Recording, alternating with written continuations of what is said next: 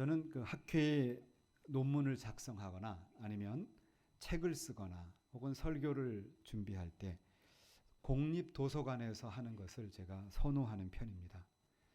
언젠가는 집중적으로 공부할 일이 있어서 이제 집에서 멀지 않은 공립도서관에 갔었습니다. 새로 지은 도서관인데요. 마치 동화 속의 숲 속의 그런 집처럼 아름다웠습니다. 그래서 이름도 푸른 숲 도서관입니다. 그 도서관 로비에 의미 있는 글들이 있었는데 제가 참 인상적이어서 한번 적어 보았습니다. 이런 말이 있었습니다. 당신의 상처를 지혜로 바꾸십시오. 누가 했을까요? 오프라 윈프리가 한 말이었습니다. 오히려 상처를 끌어안지 말고 지혜로, 교훈으로 삼으란 얘기겠죠. 참 고맙습니다. 아프고 힘들어도 이렇게 아이 같은 모습으로 해맑게 웃어주는 그대가 점점점 이렇게 돼 있었습니다. 이것은 행복이 따로 있나요? 라고 하는 그런 그 책에 있는 내용이었습니다. 그런가 하면 철학자 스피노자가 한 말인데 두려움은 희망 없이 있을 수 없습니다. 그러나 희망은 두려움 없이 있을 수 있습니다. 희망은 두려움 없이 존재한다는 것이죠. 그런가 하면 제 눈길을 끌었던 것은 이런 말이었습니다. 영원히 살 것처럼 꿈을 꾸고 오늘 죽을 것처럼 살아라. 멋있죠? 영원히 살 것처럼 꿈을 꾸라는 거예요. 오늘 죽을 것처럼 오늘 하루를 소중하고 치열하고 멋있게 살아가라. 이거 딱 보면 여러분 칸트 말 같기도 하고, 그죠? 이건 혹시 루터가 한 말이 아닐까 이런 생각이 들죠. 누가 한 말일까요? 영화 배우 제임스 딘이 한 말입니다. 아주 훌륭한 말을 남겼어요. 제가 그걸 보면서 어떤 생각이 들었냐 하면 일반인들도 그리스도인이 아닌 사람들도 이 얼마나 살기 각박하고 힘듭니까? 이런 삶 속에서도 희망을 찾고 그 조그만 가운데도 희망을 만들어가는 그런 것을 볼 수 있었습니다. 하물며 우리는 누구입니까? 우리는 이 세상이 다가 아니라 영원한 하나님 나라를 유산으로 이미 확보해 놓은 그런 대단한 분들입니다. 어떠한 어려움과 고통과 고독함이 찾아와도 하나님의 약속의 말씀, 영원한 하나님 나라를 품고 믿음으로 능히 승리해 가시는 우리 연희의 성도들 되시기를 우리 주 예수 그리스도의 이름으로 축원합니다. 바울은 갈라디아서의 교인들에게 전하는 그 복음은 사람으로 말미암은 것이 아니라고 말합니다. 그러면서 오직 예수 그리스도의 계시로 말미암은 것이다. 이렇게 강조했습니다. 그러면서 예수 그리스도를 만나기 이전의 삶과 이후의 삶을 아주 잘 대조해 주었습니다. 첫째로 바울의 인생에서 그가 열심을 내는 삶의 목표가 바뀌었습니다. 예수님을 만나기 전에 바울의 모습은 13절과 14절에 잘 나타나 있습니다. 간단히 정리해 보면 하나님의 교회를 심히 박해했다는 거죠. 그 다음에는 유대교의 전통에 열심히 특심했다. 이렇게 말하고 있습니다. 여기에서 눈에 들어오는 두 개의 단어가 있는데 하나는 뭐냐 하면 유대교라고 하는 것이고 또 다른 하나는 하나님의 교회라고 하는 것입니다. 갈라디아 1장 2절에 보시면은 바울이 갈라디아에 있는 교회들에게 복수 형태를 쓰고 있었습니다. 그런데 여기서는 교회라고 하는 에클레시아라는 단어가 단수로 사용되고 있습니다. 이것은 보다 보편적이고 그리고 공교회적이고 그리고 신학적인 의미를 담아내고 있습니다. 유대인의 교회, 갈라디아 교회 혹은 데살로니가 교회, 이러한 지역 지방 교회가 아닙니다. 예수 그리스도를 머리로 하는 주님의 몸된 보편적인 교회, 그런 교회에 있는 그러한 보편성을 우리에게 보여주고 있습니다. 사실 1세기에 있어서 로마 제국 안에서 유대인들의 가장 큰 적은 로마가 아니었습니다. 로마는 일정 부분 자율적인 종교적인 행위를 허락해 주었습니다. 정말 유대인들이 가장 그들이 그렇게 아주 싫어하고 증오했던 그룹들은 기독교인들이었습니다. 왜냐하면 유대교의 전통을 벗어난 변절자라고 하는 것이죠. 그도 그럴 만한 것이 오늘 바울을 보아도 바울이 바로 그 유대교의 한복판에 있었죠. 아까 유대교의 열심히 특심한 사람이었어요. 그 열심의 결론은 뭐냐 하면 헬라인으로서 기독교인이 되었던 그 스데반, 7 집사 중에 하나였던 그 스데반, 그는 헬라인이었습니다. 그리고 헬라파 유대인에서 기독교인이 된 사람이에요. 근데 그를 증오했죠. 그러니까 유대교 전통, 과거에 예수님을 만나기 전에 우리의 열심은 하나님의 교회를 등지게 하고 하나님의 교회를 오히려 혼란하게 하고 하나님의 교회를 핍박하게 하는 그런 모습이었다. 이렇게 말할 수 있습니다. 실제로 사도행전 9장에 보면 바울이 예수 믿는 사람들을 박해하기 위해서, 죽이기 위해서 대제사장에게 영장을 발부받습니다. 그리고는 멀리 시리아 다메섹까지 올라가는데 240km라고 나와 있어요. 제가 궁금해서 구글 지도를 한번 찍어봤습니다. 우리나라에서 240km가 어디가 나올까? 여러분 어디가 나올 것 같습니까? 240km 거리면. 대구가 239km입니다. 그리고 정읍이 222km, 내장산이 232km. 여러분 대구나 내장산까지 걸어가 보신 분 계신가요? 거의 드물죠.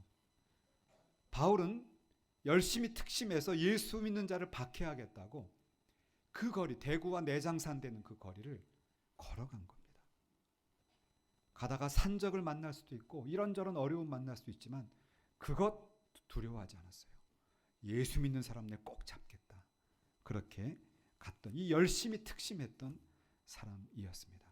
그런데 그런 독한 마음을 품고 가던 바울이 1장 16절에 보시면 하나님께서 예수 그리스도를 바울의 마음에 나타나셨다. 바울의 속에 나타내셨다. 이렇게 말씀하고 있습니다. 좀 문장을 정확히 보시면은 바울이 예수님을 찾아서 만난 것이 아닙니다. 주체는 하나님이십니다. 하나님이 바울의 마음속에 그리스도를 나타내셨다는 것입니다. 그리고 나서 바울의 인생의 목표가 바뀌었습니다. 그가 그토록 박해하던 예수를 이제는 증거하는, 예수의 이름을 영화롭게 하는 그러한 삶으로 180도 바뀐 것을 볼 수가 있습니다. 사랑하는 성도 여러분, 이것이 예수를 만난 사람의 비포 앤 애프터입니다. 이전과 그 이후입니다.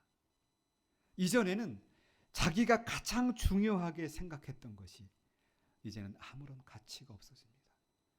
내가 왜 저기에 그렇게 목숨을 걸고 저것을 위해서 살았을까? 정말 아무 의미 없음, 이렇게 바뀌는 겁니다.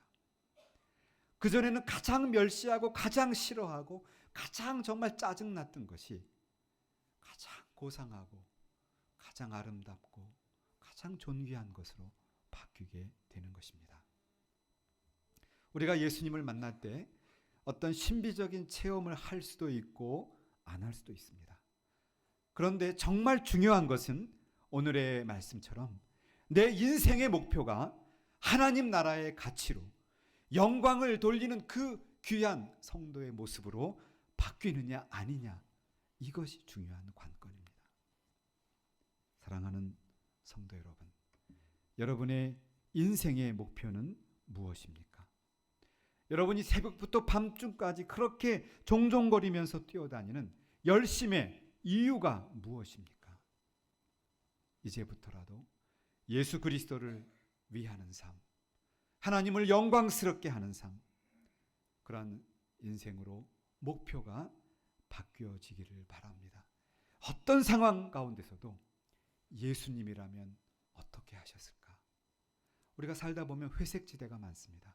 이렇게 하는 것이 맞는 건지 저렇게 맞는 건지 그때마다 예수님이라면 어떻게 하셨을까? 성경은 무엇이라고 말해주고 있는가?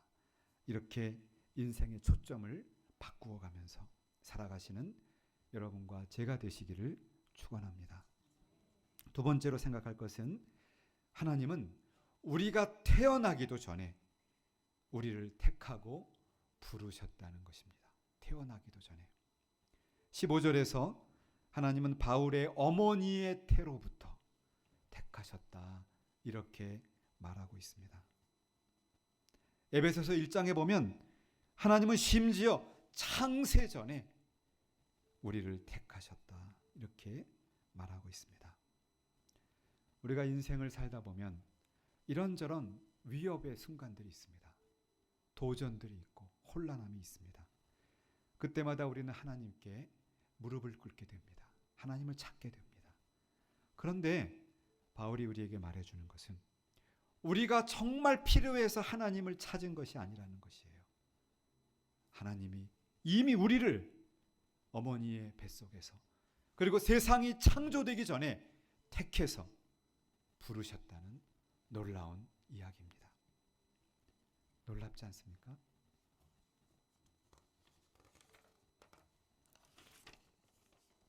종교개혁자 칼빈은 여기에서 이렇게 말해 주었습니다. 바울이 이 세상에 태어나기 전에 하나님이 사도로 임명했다는 거죠. 바울이 다메섹에 가는 그 길 중간에 사도로 부름받은 것이 아니라 이미 그가 태어나기 전에 바울을 사도로 임명했다는 겁니다. 그리고 나서 살아가는 중에 그 소명이 바울에게 임했다는 것이죠. 예레미야 선지자는 1장 5절에서 이렇게 말합니다. 내가 너를 복중에 짓기 전에 너를 이미 알았고 내가 태어나기 전에 너를 구별하여 너를 열방의 선지자로 세웠노라. 그러니까 예레미야 선지자가 이미 태어나기 전에 그를 알아보았고 아니 심지어 그를 태어나기 전에 열방의 선지자로 세웠다는 것이에요. 성도 여러분, 여러분은 연희교회에 어떻게 나오셨습니까? 어떤 직분, 어떤 성가대라든지 교사 혹은 여러 직분들을 맡고 계십니까? 그런데 우리가 기억할 것은 이미 우리가 태에서 나오기도 전에 하나님은 여러분을 구별하셔서 부르셔서 이 교회를 섬기도록 하셨다는 사실입니다. 우리는 부족합니다. 늘 넘어지고요. 무기력하고 고집스럽고 불평하고 늘 핑계댈 거리를 찾아다니는 자들이 바로 우리입니다. 그러나 우리를 부르신 분은 하나님이십니다. 그 부르심을 바라보면서 다시금 우리의 자리에서 박차고 일어나서 영광스러운 성도의 길을 걸어가시는 여러분이 되시기를 우리 주 예수의 이름으로 축원합니다. 세 번째로 바울이 하나님의 부르심을 받아서 교회를 섬길 때 두 가지 모습이 나타나는데 굉장히 중요한 모습입니다.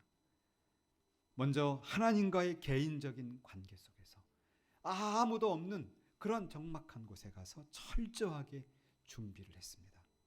동시에 공식적으로 교회의 권위를 존중하면서 그 절차를 따라가는 것을 볼 수 있습니다. 자, 바울이 계속 강조하는 것은 뭐냐 하면 나는 사람에 의해서 부름받은 것이 아니라는 것이었습니다. 예수님이 직접 내 안에 계시로 나타내셨습니다. 그런데 바울은 그리고 나서 개인적으로 철저하게 준비했고 공적으로는 교회의 권위를 복종했다는 것을 우리가 배우게 됩니다. 17절에 보면 바울은 부활 승천하신 예수님을 만났습니다. 사도로 부름을 받았습니다. 그런데 그리고 나서 기존에 예루살렘에 있는 사도들에게 공인받기 위해서 바로 가지 않았습니다. 바울은 혼자 아라비아로 갔다라고 말합니다. 자, 우리 17절 한번 읽어보실까요? 갈라디아서 1장 17절입니다. 시작.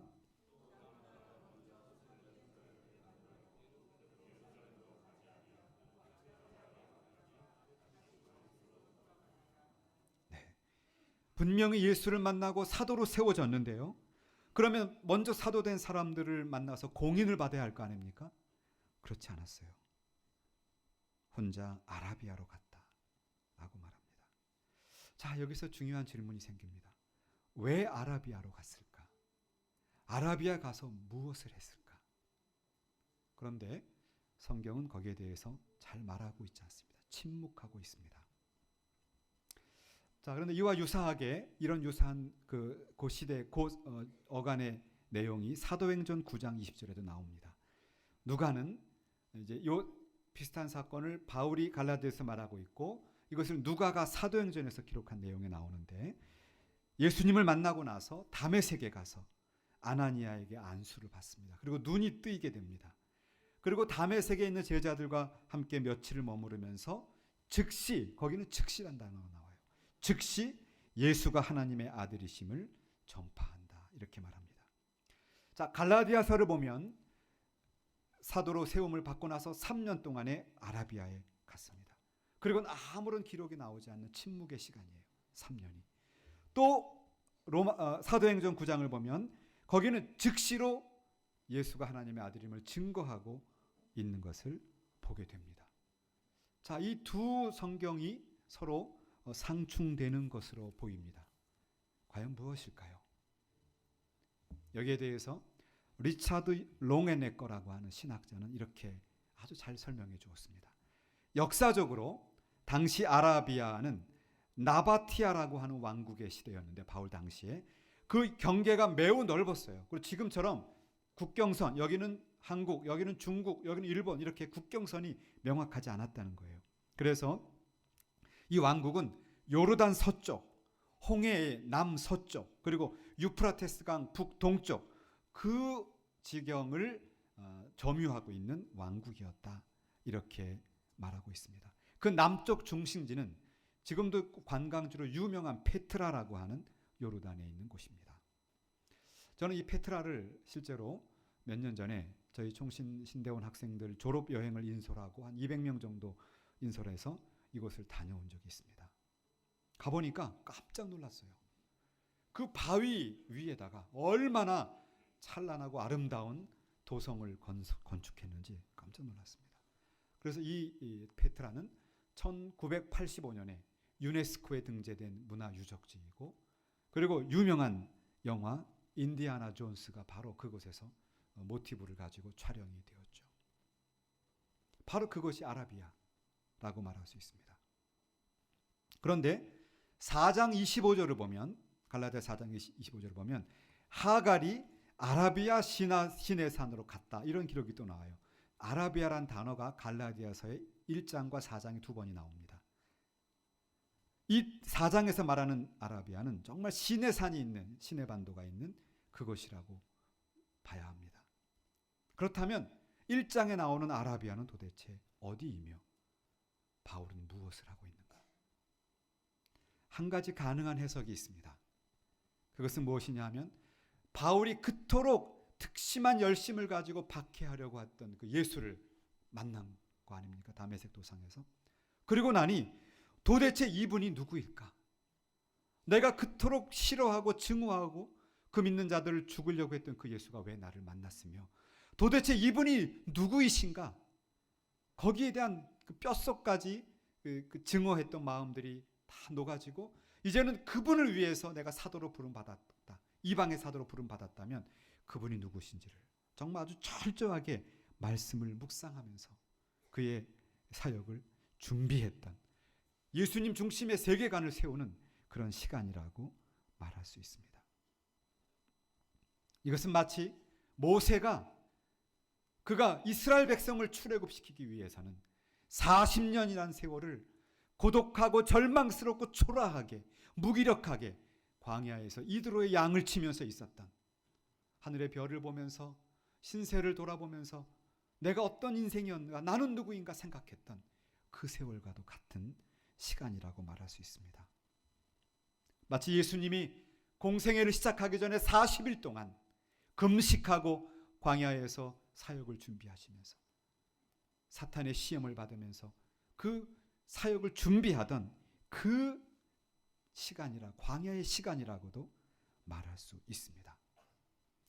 이러한 해석은 화란의 캠펜 신학교의 헤르만 리델버스 교수님이나 유명한 존 스터트 같은 분들이 이렇게 잘 해석해 주었습니다. 또 다른 가능한 해석이 하나 있는데 그것은 이런 것입니다. 자, 사도행전과 같이 짝을 이뤄서 해석해 보면 이렇게 됩니다. 바울은 예수님의 계시가 그의 마음속에 나타나게 되었는데 이것이 얼마나 막강하고 엄청나게 강력한 것인지 눈이 멀을 정도예요. 그래서 다메섹에 가서 아나니아에게 안수를 받고 세례를 받습니다. 눈이 뜨이게 됩니다. 그리고는 곧바로 그 계시가 워낙 셌기 때문에 곧바로 하나님의 아들 예수를 이제 그가 믿고 그를 증거하게 된 것이죠. 그래서 그 소명을 갖고 바로 예수를 증거하는 것입니다. 그리고 더 나아가 아라비아 반도에 가서 3년 동안 예수님을 선교한 것입니다. 이 아라비아, 그 지역은 어느 곳입니까? 아라비아. 거기는 아브라함의 첩이었던 하갈이 낳은 이스마엘의 후손들입니다. 그런데 그 지역이 아라비아 왕, 이 나바티안 왕이 다스리는 지역이었는데 바울이 가서 전도를 하는데, 선교를 하는데 굉장한 열매가 맺어지는 거예요. 이 나바티안 왕이 이 바울을 그냥 두면 안 되겠구나, 이 굉장히 위험한 인물이구나, 이러한 그런 박해의 위험을 받게 된 것입니다. 그래서 바울은 다시 다메섹으로 도망오게 되었다. 그러니까 바울이 아라비아에 있었던 3년이라는 세월은 실제로 아라비아의 첫본 최초의 선교사로서 간 기간이었다. 이런 해석이 가능합니다. 이런 해석은 역시 화란의 캠펜 신학교의 판 부르헌 교수님, 하워드 마샬, 그리고 한국이 나온 세계적인 그 바울 학자인 김세훈 교수님, 이런 분들이 그렇게 해석을 해주고 있습니다. 어떤 신학자들은 앞에 것을, 어떤 신학자들은 뒤의 것을 택하기도 합니다. 그런데 중요한 것은 성경은 침묵하고 있습니다. 과연 어떻게 해석해야 될까요? 종교개혁자 존 칼빈은 여기에 대해서 아주 중요한 실마리를 제공합니다. 성경은 이 3년의 세월에 대해서 아무 말도 하고 있지 않다. 그러니 이것을 가지고 모순되게 지적하는 것은 의미가 없다. 무슨 말입니까? 우리가 어떤 것을 택하든 다른 것이 잘못됐다고 정죄하고 비판할 이유가 없다는 거죠. 하나님이 침묵하고 계심으로 우리는 거기까지만 해석한다. 이것이 우리 개혁신학이에요. 만약 여기서 더 나아가서 여기다 상상을 집어넣고 꿈의 계시를 집어넣게 되면 이단의 길로 가는 겁니다. 우리는 겸손하고 정직하게 성경이 말씀하는 데까지만 갈 수가 있습니다. 중요한 것은 3년의 아라비아 생활을 광야에서 준비하는 세월로 보든 아라비아 최초의 선교사의 사역의 기간으로 보든 다 가능한데, 중요한 것은 그의 뼛속까지 파고 들어갔던, 그 열심히 특심했던 인생의 목표가 완전히 바뀌는 시간이었다는 것이죠. 바울의 인생의 표대가 달라지는 시간이었다, 이렇게 말할 수 있습니다. 그런데 여기서 끝난 것이 아닙니다. 바울은 예수님을 만나 사도가 된 이후에 자신의 사도됨을 공인받기 위해서, 나보다 먼저 사도된 자를 만나기 위해서 이제는 또 예루살렘으로 가요. 이상하죠? 17절에는 먼저 사도된 사람을 만나지 않고 혼자 아라비아로 갔는데 바로 이어서 18절 한번 읽어보실까요? 18절 시작.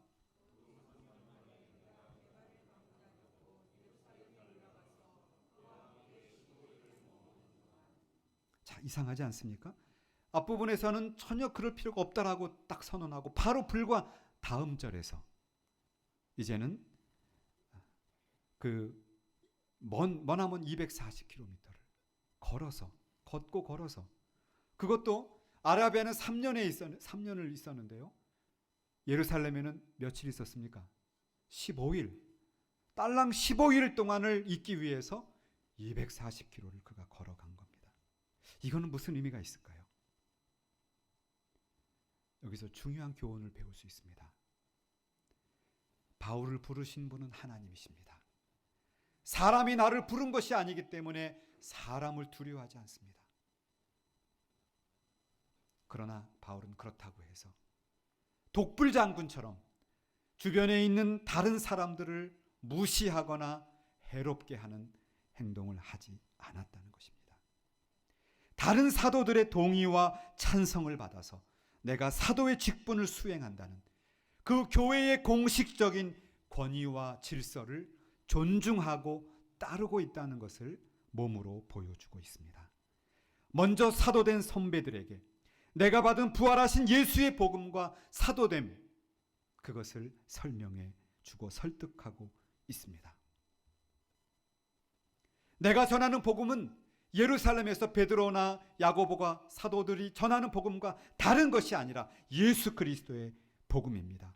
확실하게 그 이야기를 소개해 주면서 공식적인 교회의 권위를 존중하는 모습을 우리가 보게 됩니다. 여기에 대해서 칼빈은 이것을 바울의 균형 감각이라고 합니다.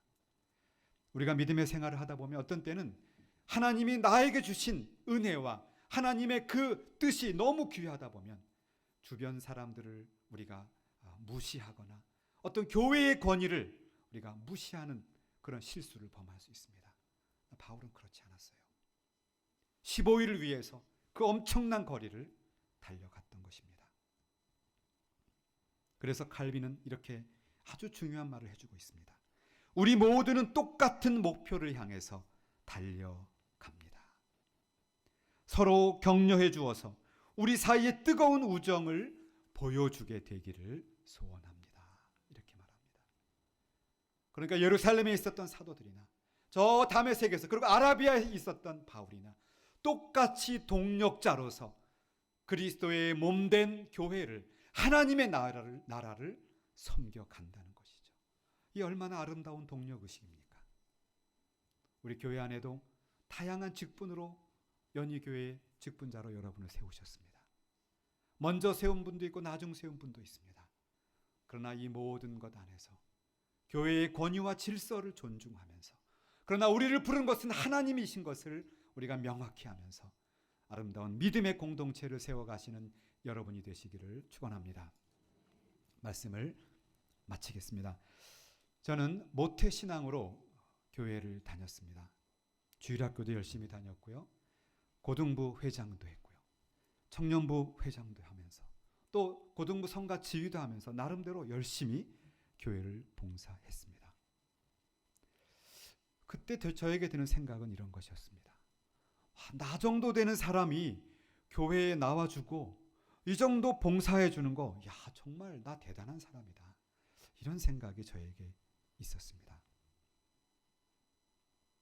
그러다 보니까 다른 사람이 나를 인정해 주지 않으면 굉장히 서운해요. 와, 내가 이 정도 해주고 있는데 이거 뭐야, 나를 어떻게 보는 거야. 불평이 생기더라고요. 그런데 그러다가 이제 제가 대학생 때인데 학교를 가게 되면 갑자기 내가 예수 믿는 사람이라는 게 부끄럽습니다. 왜냐하면 저희 과에는 크리스찬 100명 중에 크리스찬이 저밖에 없었어요. 저희 사학과에. 그래서 굉장히 부끄러웠습니다. 도서관에서, 중앙도서관에서 성경책을 꺼내놓기가 좀 내가 자신이 없었던 거죠. 그렇게 예수 믿는 사람으로 살아간다는 자신이 없었던 거죠. 여기는 부끄러웠어요. 몰래 꺼내거나 안 꺼내거나 아니면 다른 걸로 덮어놓거나 아마 이랬던 기억이 납니다. 그러다 어느 날 큐티를 하게 되는데 우연히 그날 본문이 뭐냐 하면 마가복음 8장 38절이었습니다. 누구든지 이 음란하고 죄 많은 세대에서 나와 내 말을 부끄러워하면 인자도 아버지의 영광으로 거룩한 천사와 함께 올 때에 그 사람을 부끄러워하리라. 음란하고 죄 많은 세대에서 저는 잘난 줄 알고 있었습니다. 그러면서도 학교만 오면 세상 친구들을 만나면 내가 예수 믿는 사람이라는 것이 무슨 핸디캡인 것처럼 부끄러워하고 있었습니다. 주님이 나를 부끄러워한다면 어떨 것인가? 너무나 민망하고 너무나 부끄럽고 너무나 하나님 앞에 죄송스러워서 저는 그 도서관에서 큐티를 하다 말고 그 자리에서 펑펑 눈물을 쏟을 수밖에 없었습니다. 사랑하는 여러분, 나의 자존심이나 나의 명예를 위해서 교회를 나오는 것 아닙니다. 하나님이 여러분을 부르신 것입니다. 예수 그리스도의 심장으로 믿음의 승리의 삶을 살아가시기를 바랍니다. 그럴 때 여러분은 여러분의 삶의 현장에서 바울이 만났던 그 예수님을 뜨겁게 만날 수가 있는 것입니다. 사랑하는 여러분, 하나님의 은혜 받은 사람은 바울처럼 우리 인생에서 열심을 내는 목표가 달라져야 합니다. 우리가 태어나기도 전에 하나님이 우리를 택하신 것을 알고 두려워하지 말고, 그리고 낙심하지 말고, 그리고 고독해하지 말고 믿음으로 이겨나가야 합니다. 그리고 그러한 하나님의 사람들은 하나님의 일을 할 때 때로는 아무도 없는 아라비아 광야 속에서 고독하게 예수 그리스도를 묵상하고 우리의 사역과 우리의 삶을 준비하는 시간이 필요합니다. 다윗이 왕이 되기 전에 그 벌판에서 별을 세면서 양떼를 노략질하는 그러한 이리와 늑대들을 막아내면서 그렇게 살았던 그 시간, 그리고 모세가 40년 동안 이드로의 양을 쳤던 그 척박한 시간들, 그 시간이 필요합니다. 철저히 하나님을 만나는 것입니다. 그리고는 바울처럼 열심히 선교하고 즉시로 선교하고, 그리고 우리보다 먼저 앞서갔던 신앙의 선배들, 교회의 권위를 존중하면서 순종하면서 함께 동력 의식으로 하나님의 교회를 섬겨가는 것입니다. 이렇게 해 가실 때 우리가 아무리 인생길에 어떤 어려움과 외로움과 고통과 아픔을 겪는다 할지라도 쓰러지지 않고 서로 협력하면서 예수의 능력으로 일어서셔서 우리의 삶을 통해, 연희교회를 통해 예수의 영광이 충만하게 되시기를 우리 주 예수의 이름으로 축원합니다.